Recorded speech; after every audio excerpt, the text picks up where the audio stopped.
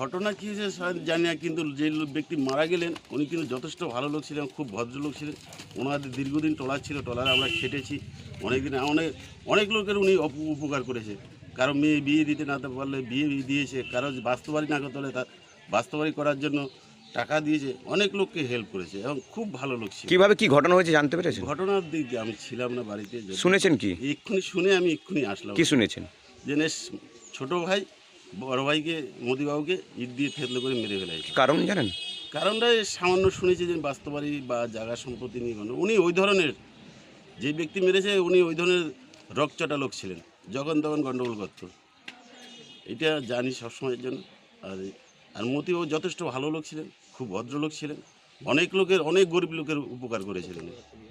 আপনার নাম? আমার নাম স্বপন দাস, বাড়ি? গঙ্গাধরপুর বাড়ি। প্রতিবেশী হন? প্রতিবেশী দীর্ঘদিন ওনাদের কর্ম করেছি আমরা।